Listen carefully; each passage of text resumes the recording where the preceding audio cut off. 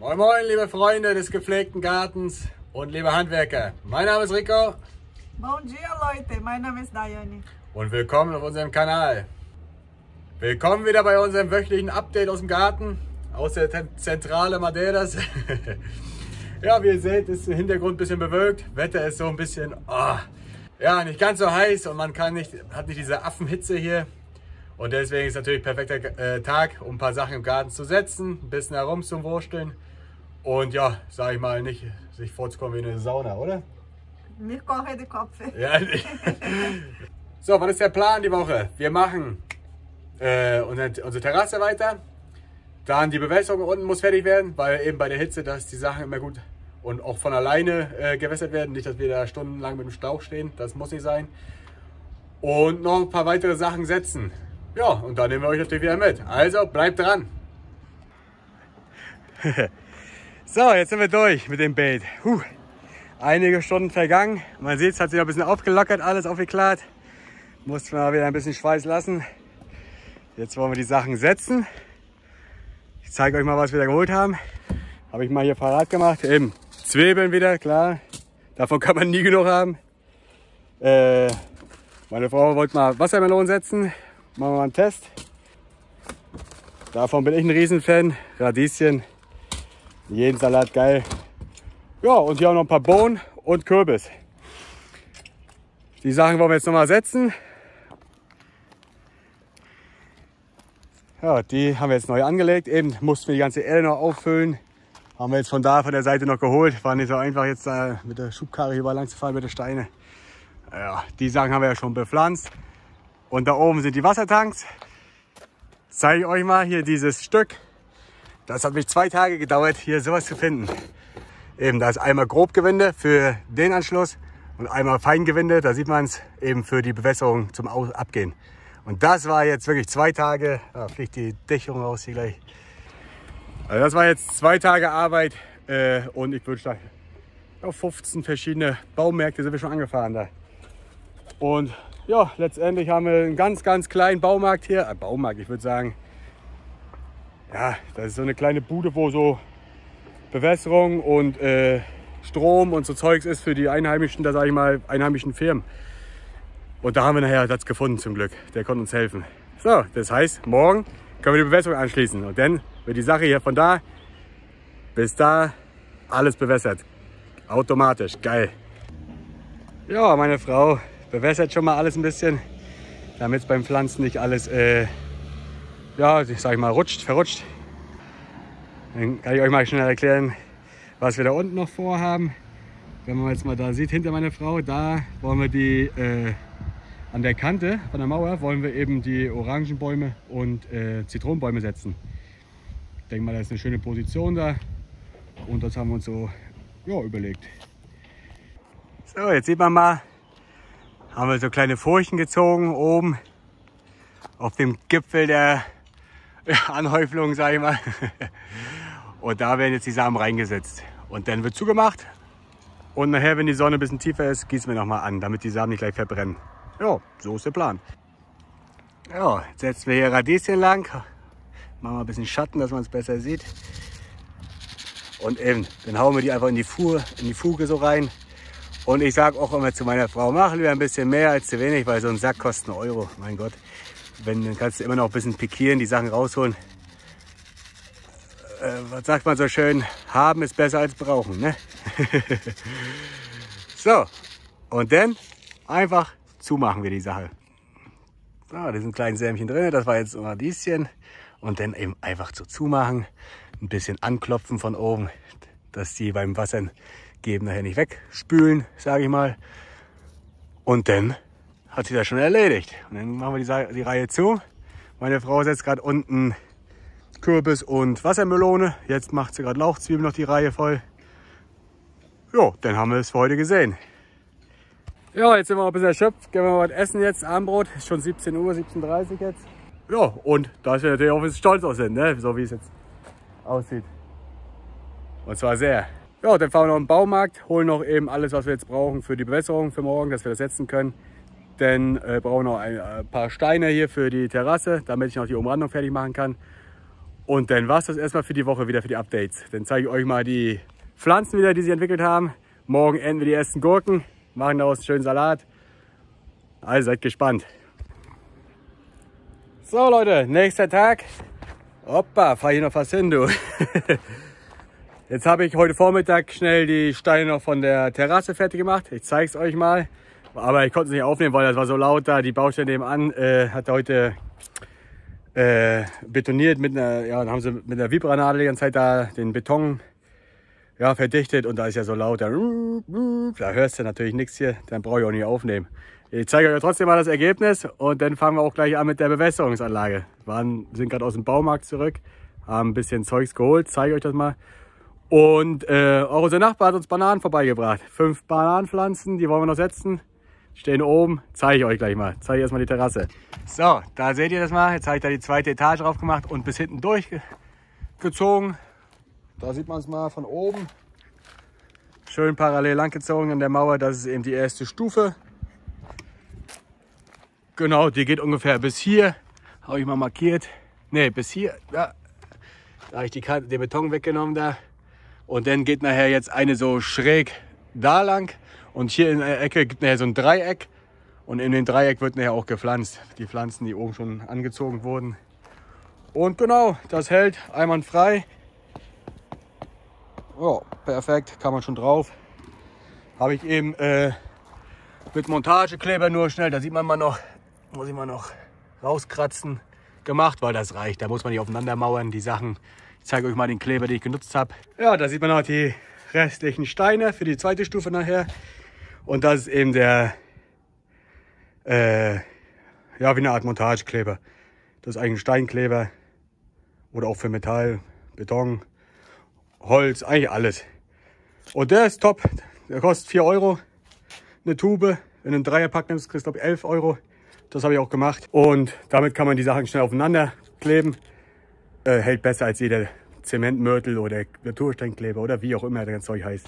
Alles schon ausprobiert. Wie gesagt, ich habe schon viele Mauern hochgezogen. Und für einen Garten, für so 2 Etagen, da ist das Ding ewig Zucker. Musst auch mal gucken, in jedem Baumarkt, wenn du da so Deko-Zeug siehst, wo sie schon gemacht haben, das ist alles damit gemacht. Und fass es mal an und versuch es mal auseinanderzureißen. Keine Chance, keine Chance. Also, da wo kein Auto drüber fährt, reicht soweit. Da sieht man mal die heiße Ware. Schöne Bananenstauden. Schöne Größe auch schon. Leider keine Stöcke jetzt hier mehr, um die zu stützen. Gleich müssen wir gucken, ob das trotzdem klappt. Sonst hole ich morgen noch Stöcke aus dem Baumarkt oder aus der Natur zum Stützen. Und da sind die Rohre und da sind die ganzen Verbindungsstücke. Leider war nicht alles da, was ich gebraucht habe. Der Rest wird erst im August geliefert. Dann wollen wir anfangen mit der Bewässerung. Ich zeige nochmal von hier oben, jetzt sieht man es mal perfekt. Da ist eben diese Parallel, wo ich es eingezogen habe. Jetzt kommt da eben nachher so ein portugiesischer Pflasterstein rein. Hier diese 9er, ja, wir sagen dazu Katzenköpfe in Deutschland eigentlich. Oder ganz normaler Natursteinpflasterstein. Naturpflasterstein, so. Die portugiesischen 3 Reihen werden da gezogen. Und dann kommt nochmal so eine Reihe mit diesen Betonsteinen hoch. Und das ist dann die nächste Stufe. Das heißt, eine Stufe, 2 Stufen. Und da oben ist nachher die endgültige Pflasterfläche. Und da sieht man es mal, wie ungerade alles gezogen wurde.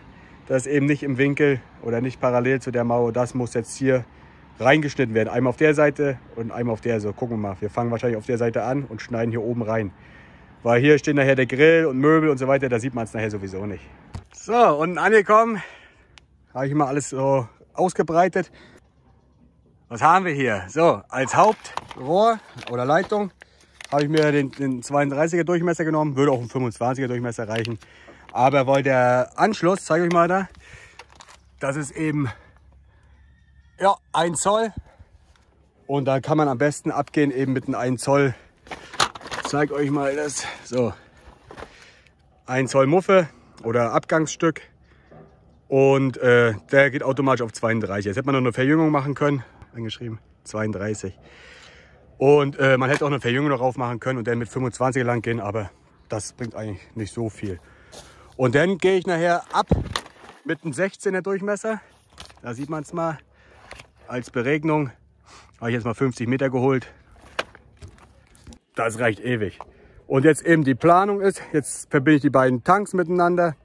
lege die Leitung nachher hinten lang, also da an der Kante, an der Steinkante lege ich es da lang. Und dann mit jeder Etage gehe ich mit dem 16er Rohr nachher ab.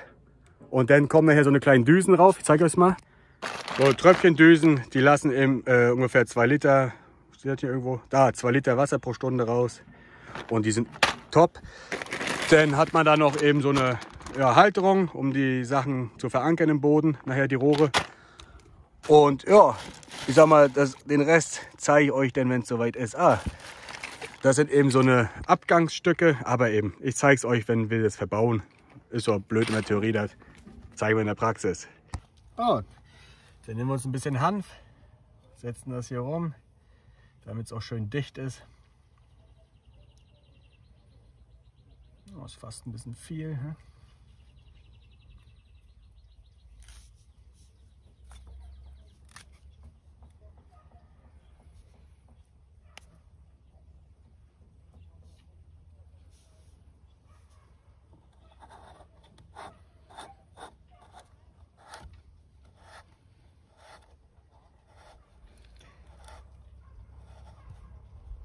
Wenn man von Plastik auf Messing geht, sollte man eigentlich vermeiden. Normal nimmt man nur Plastik auf Plastik. Aber jetzt gab es da keine Reduktion von 1 Zoll auf 3/4 Zoll als Plastikstück. Und deswegen musste ich eben Messingstück nehmen und dann muss man eben mit Hanf arbeiten, damit es wirklich schön dicht ist. Jetzt hole ich noch eine Wasserpumpenzange, ziehe es fest und dann passt das.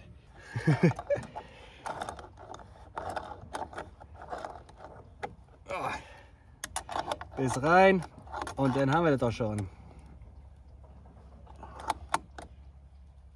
Ja, das sollte halten. So, dann haben wir hier das Teil. Ein Verbindungsstück. Sieht ja schon ganz gut aus.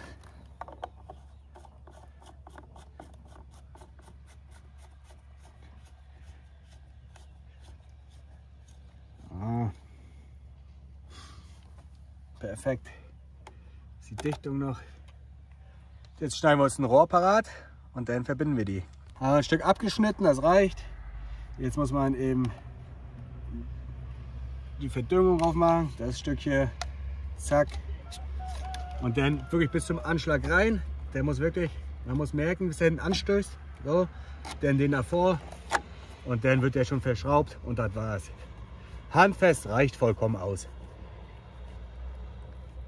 Weil nach fest kommt lose, wir wollen die Scheiße nicht abreißen. So, jetzt machen wir den Winkel ran, den Bogen, zack, genau dasselbe Spiel, den schön rein hier und den Rest macht das Gewinde, wird schön verschraubt wieder und schon haben wir die Verbindung. Ab, können wir aufmachen, läuft. Hoppa, hoppa, hoppa.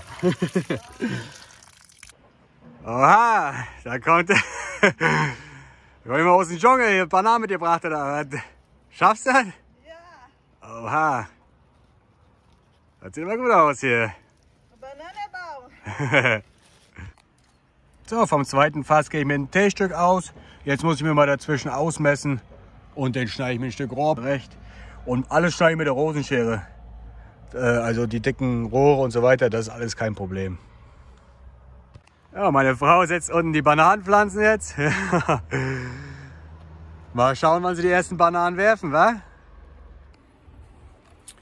Oh, manchmal sind die Rohre auch ein bisschen sperrig hier, weil die sind ja nur aus Plastik und eben so in so einen Kreis gebunden. Guter Tipp, lasst es kurz in der Sonne liegen, wenn es draußen sonnig ist, oder ein bisschen mit dem Föhn aufwärmen. Dann kann man die eben schön wieder gerade biegen. So, bei mir ist es noch schräg, jetzt lasse ich kurz in der Sonne liegen und dann sind die auch gerade einigermaßen. Ja, so sieht es denn jetzt aus. Da und da verbunden. Und von da aus gehen wir jetzt weiter da lang zu den Kartoffeln. Ich zeige euch mal jetzt die Bewässerungsanlage, soweit wie wir so sind. Und wer wissen will, wie es denn aussieht, wenn es fertig ist, nächste Woche Mittwoch wieder einschalten. Da zeigen wir dann das Ergebnis. So Freunde, dann bedanken wir uns vielmal, dass ihr wieder reingeschaut habt. Lasst ein Like da, abonniert den Kanal, drückt die Glocke, macht wieder schön Action, dass der Rhythmus oder der Algorithmus von YouTube ein bisschen durcheinander geschüttelt wird und wir ein bisschen nach oben kommen. Ja, das würde uns natürlich freuen. Und am Samstag kommt wieder eine wunderschöne Levada. Die sind wir schon gelaufen, also das wird auch wieder ganz geil. Und nächsten Mittwoch kommt wieder ein Update vom Garten, wie es da aussieht. Ja. Also miteinander, Dankeschön für Like, Lasse und bis nächste Abenteuer. Genau Leute, also bleibt dran. Ich filme euch nochmal alles, ein Update von den Garten und so weiter und so fort. Und unterlegt das ein bisschen mit Musik, damit es geil kommt. Und dann bis zum Samstag. Ciao Leute. Bis nächste Abenteuer. Ciao, ciao.